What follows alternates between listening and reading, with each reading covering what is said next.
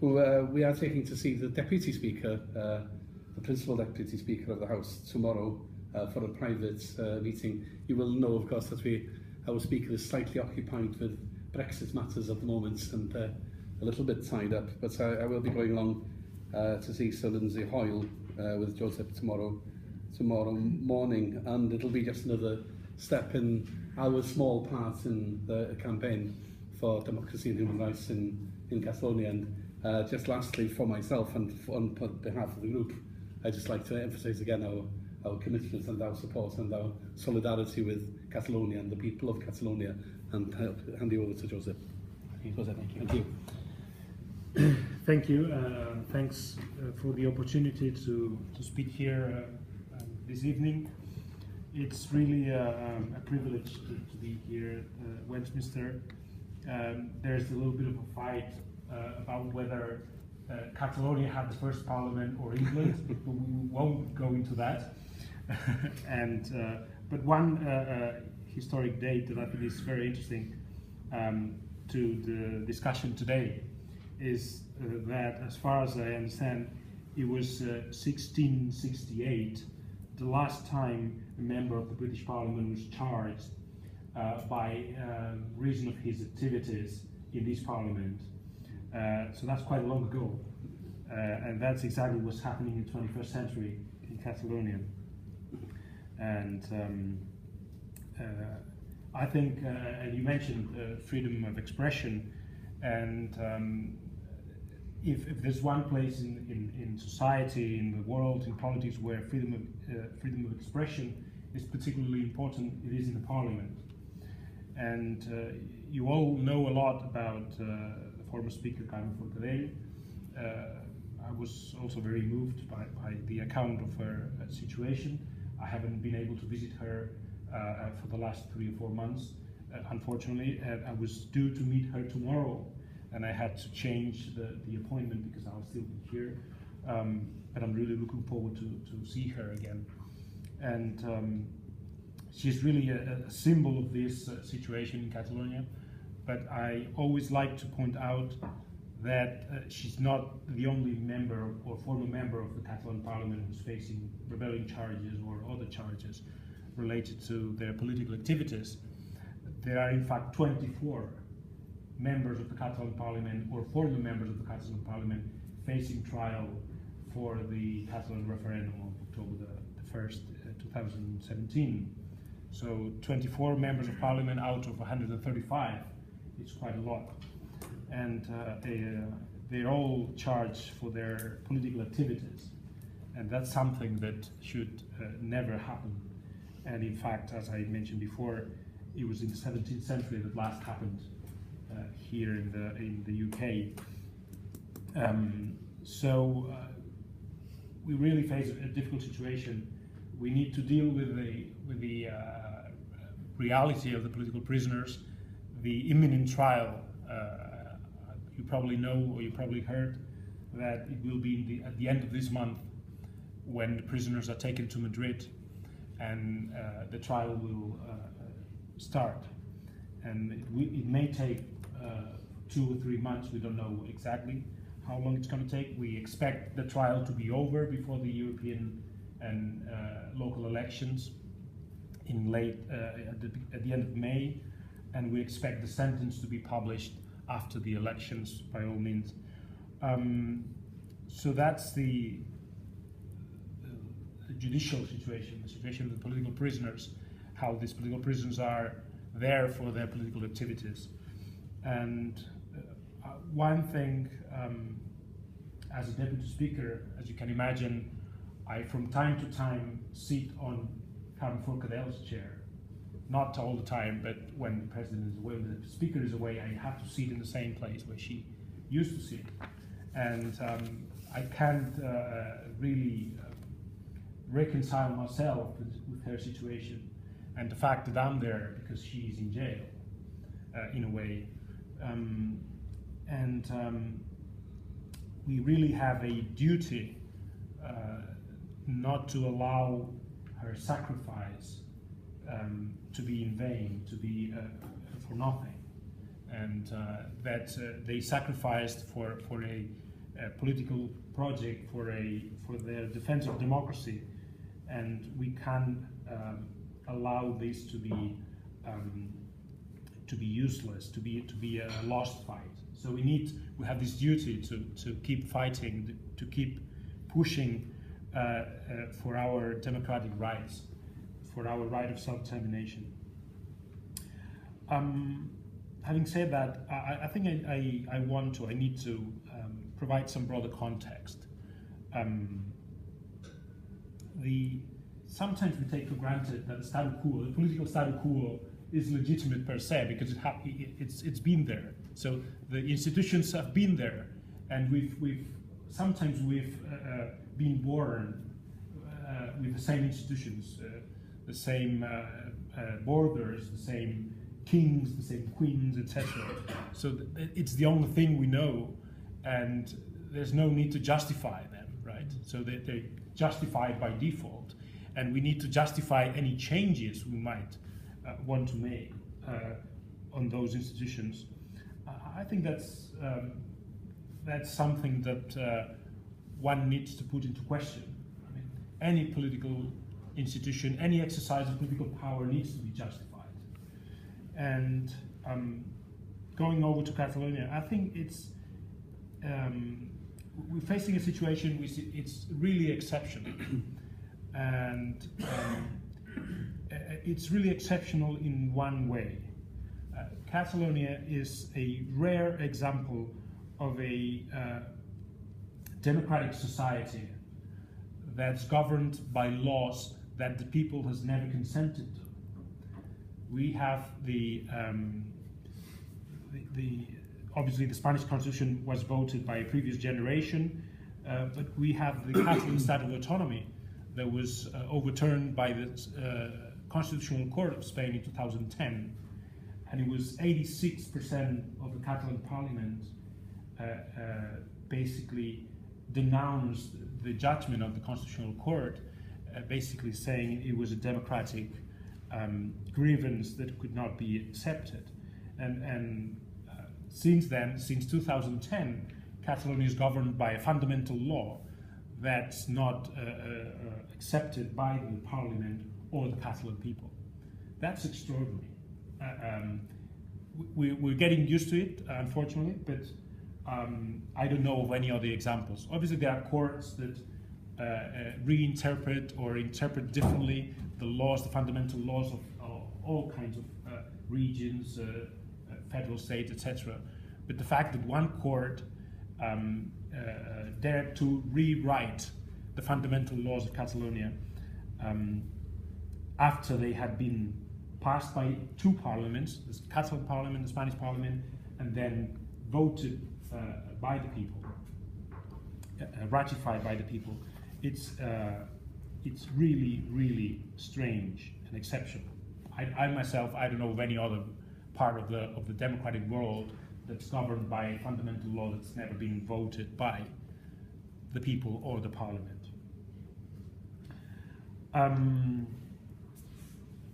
So basically, that explains why we are here. Why you two were visiting politicians in prison or civil society leaders in prison for defending our democratic rights. And the explanation for that is simple.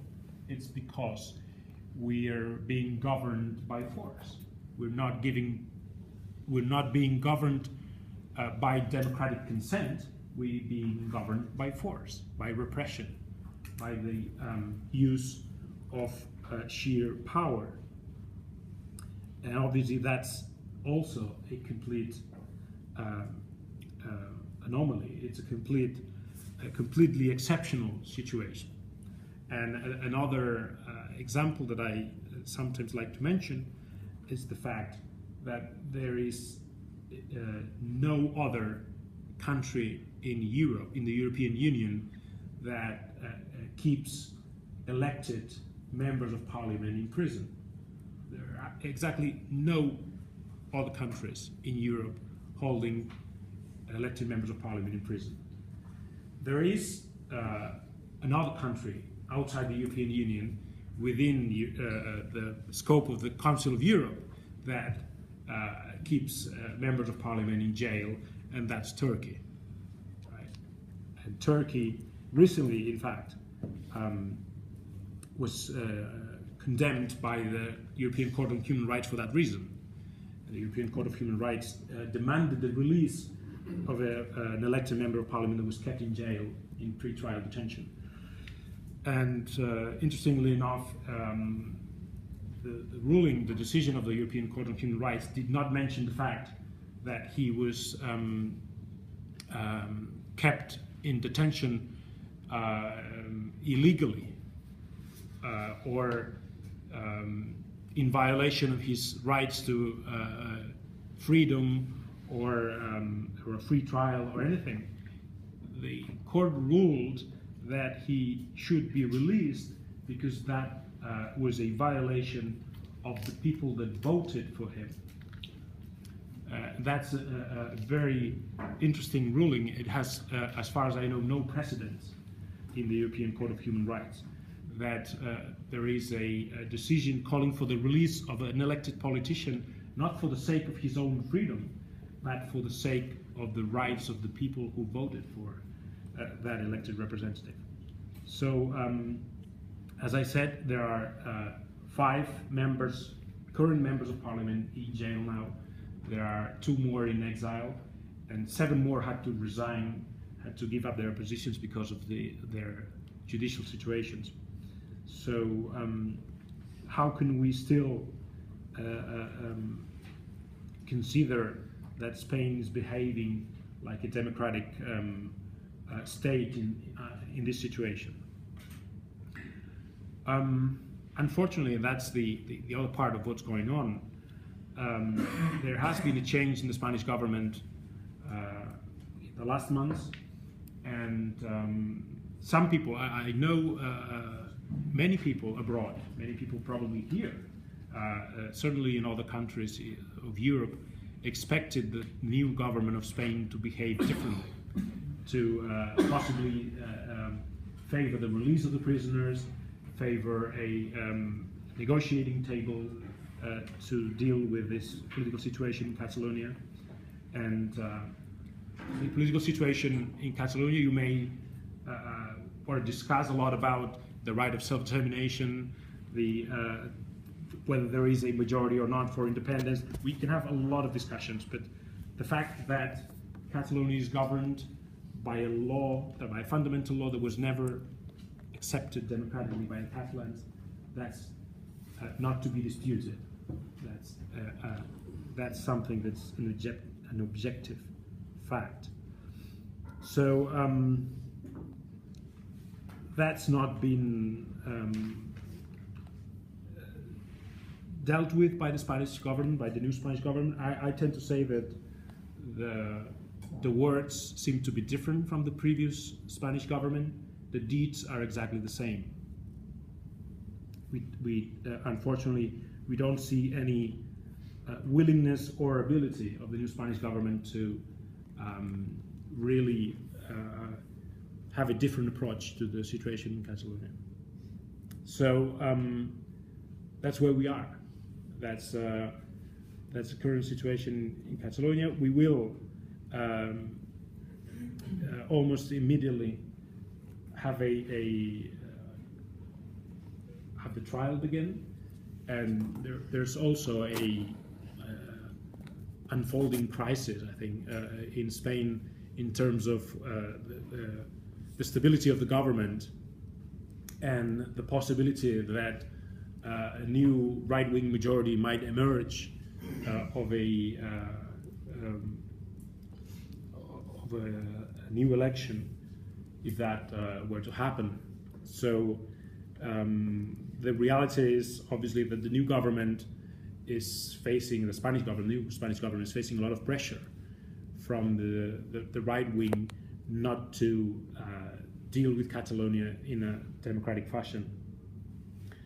And we're even asked as Catalan pro-independence politicians to support this government in Madrid not because they provide any solution for us, not because we agree with their policies.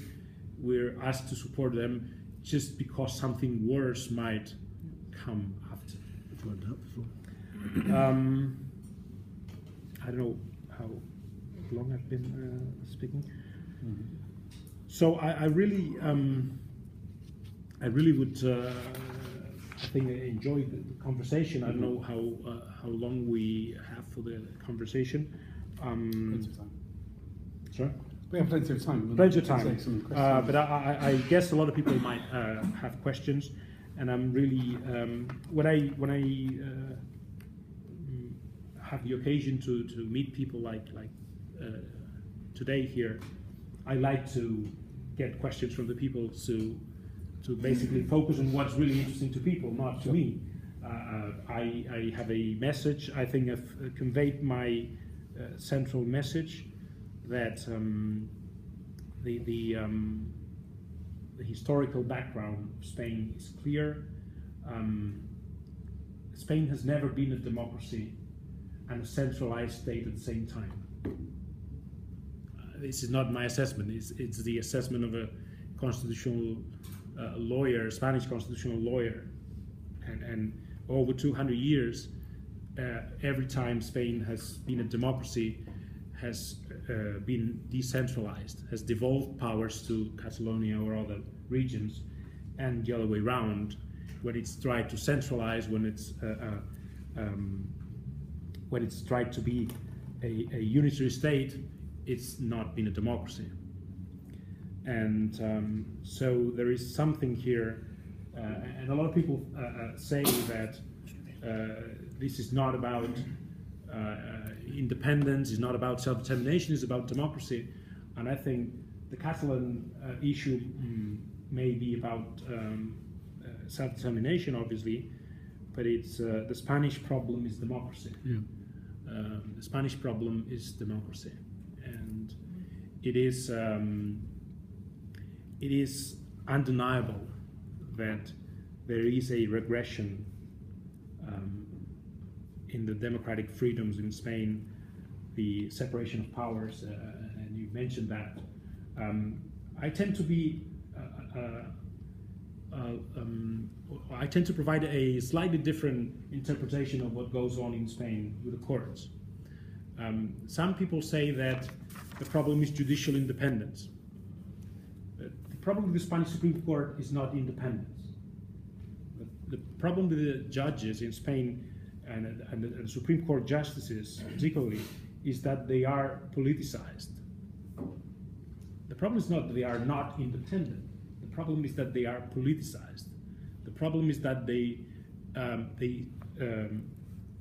promote a political agenda. They have their own political agenda. And when that happens, when judges are appointed by politicians almost directly, and they are defending the ideas of the politicians that appointed them, then judicial independence is more of a problem than it would be otherwise. Because now there is a change in the Spanish government, there is a more moderate government, but the judges are now defending their own independence to stay the course, to pursue their conservative ideas. So it really is a problematic situation with the Spanish courts, and I find it very interesting. A lot of people say that, and we do get this argument a lot of times, that Spain is very decentralized, is one of the most decentralized countries in the world. You may have heard this argument, that Spain is really a federal state, is a very decentralized state compared to most of the countries in the world. So, and before I was a politician, I used to teach political science at university, and I learned, although it's not my field of expertise, I learned that one of the features of a federal state is that the justice system is decentralized. There's nothing more centralized in Spain than the judiciary. It's a very centralized judicial system, and it has a political top council that's appointed by politicians that appoints the judges of the Supreme Court, and basically all the system is dependent on this Supreme Court that decides the interpretation of the laws, and which is binding. That's different, I guess, from the common law system. The interpretation of the laws by the Supreme Court is binding for all judges in the system.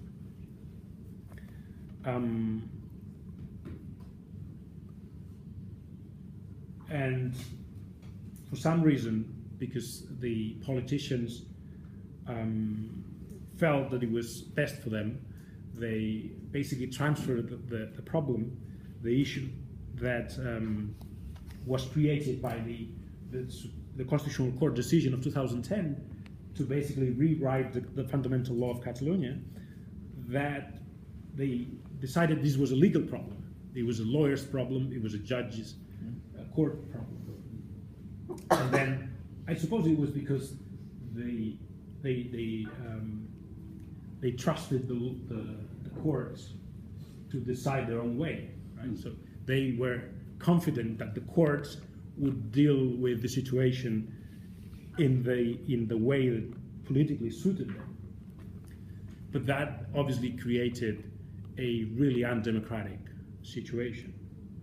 Basically, we had the Supreme Court change the majorities of the Catalan Parliament by virtue of imprisoning 5 MPs and sending to exile 2 others. Now the Catalan Parliament has 5 MPs who can't vote. And that obviously changes the result of the election. Yeah. And that's a court decision. And I understand that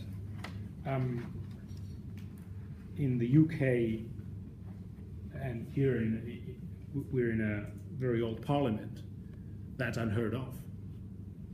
The very idea that courts might decide who can vote or not in the parliament, it's really a strange idea to parliamentary democracy. That's what's going on in Catalonia. The courts decided that as a parliament we were not allowed to vote for 3 different candidates for president. Obviously President Puigdemont, who was illegally deposed of his office, and 2 others. One, because they said he was in prison, he could not be president from prison, and then we say, okay, so we'll try someone who's not in prison, and then the court sent him to prison before he could get elected. Which is, I think it's one of the most outrageous things I've witnessed as a deputy speaker of the Catalan Parliament. And a lot of people don't know about this, because we know a lot about the fact that the former speaker, Carles Forcadell, is in prison. Mr. Jordi Turull is still in prison, and he was the 3rd candidate for president after the December 2017 election. He was allowed to present his platform to the parliament. He gave a speech to the parliament. He was voted. We voted on his candidacy for president. He didn't get enough votes for a first round, and he was due for a second round 48 hours later, and he was sent to jail before he could get the second vote. As I said, this is one of the most outrageous things that I can imagine in a parliament. And I remember very well that I spoke to the press after what happened there, and could just only compare this situation with the attempt coup d'etat in Spain in 1981, when the police entered the parliament, and it was during a presidential vote. Yes. the attempt to overthrow the Spanish Constitution in 1981 of a general of the Guardia Civil, a colonel, sorry, of the Guardia Civil, took place during a debate to elect the Spanish Prime Minister. And the attempt of this police brigade was to obviously stop the vote of the new president. And that, obviously, it was not the Guardia Civil, it was a judge. But basically the decision was the same, to prevent the parliament from electing the president. And this, I think, speaks volumes of the situation. And we basically can say that obviously we eventually got a new government in place, but this government is basically under a permanent threat of being deposed, of being dismissed, and we as a parliament are threatened with being dissolved or being stripped of our powers. It's like probably closing the circle in a way. I said that we didn't vote, we were governed by a fundamental law that we didn't vote for, but today I think we just have no fundamental law at all. And why do I say this? The reason is very clear. If we were really governed by a fundamental law, our ability to function as a government, as a parliament, would not depend on who is in Madrid, who is in government in Madrid. So we're now told that if there's a change in the government of Madrid and the right wing comes to power, then they will dissolve the parliament, they will shut down our autonomy and dismiss the government. And by all means, when there is a constitution, when there is a fundamental law in force, that's not possible. I mean, the existence of the political institutions does not depend on who's in government. So effectively, this is something that everybody seems to be accepting. That nobody is saying to the right wing in Spain that, wait a minute, no matter how much you hate the Catalan separatists, you can't shut down the Catalan government because it's written on the constitution that they have the right to have a autonomous government. So nobody seems to care that there's this permanent threat that the Catalan institutions will be shut down by political decision, not because there is a provision in the constitution that allows this, obviously. And I think to finish this introduction, there is a very significant and very overlooked